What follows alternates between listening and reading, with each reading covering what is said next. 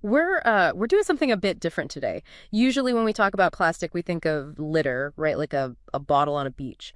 But looking at our stack of sources for this deep dive, environmental dynamics reports, ecotoxicology papers, and a major study from the New England Journal of Medicine, well, that visual is just totally outdated.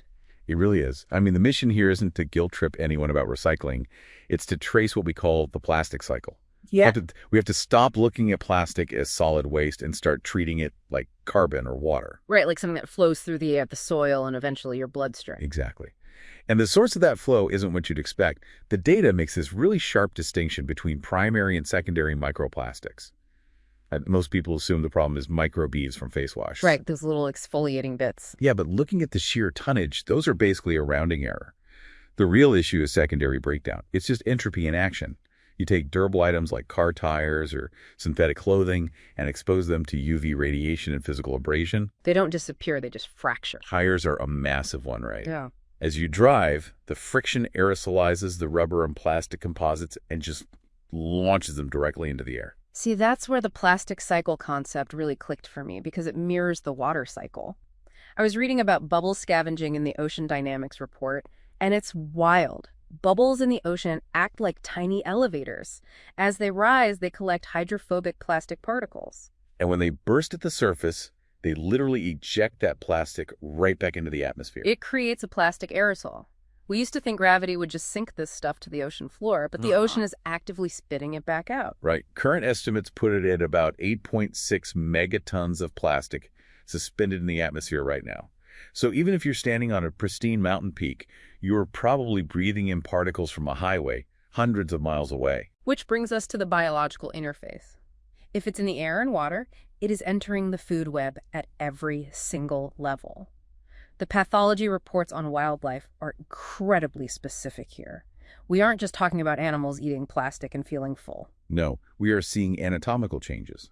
In birds, they're seeing the loss of rugae, those stomach folds they need for digestion. Which leads to chronic malnutrition because they physically cannot process nutrients anymore. And in chicks exposed to polystyrene, we're seeing cardiac dysplasia. The plastic presence is disrupting the genetic expression of their heart muscle development. And the mechanism for that toxicity is the Trojan horse effect, which is just pure chemistry.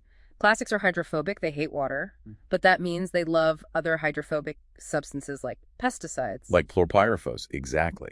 A piece of microplastic in a river acts like a magnet, It just binds the toxin. concentrating it up to 1,000,000 times higher than the surrounding water. So the plastic smuggles the poison past the body's external defenses. Exactly. When an organism ingests it, the digestive fluids release that massive concentrated dose. Which brings us to the human impact. You have probably heard the stat that you ingest a credit card's worth of plastic a week. I honestly think we've become numb to that visual, but the New England Journal of Medicine study pivots the whole conversation from what we eat to what sticks. That study is the smoking gun.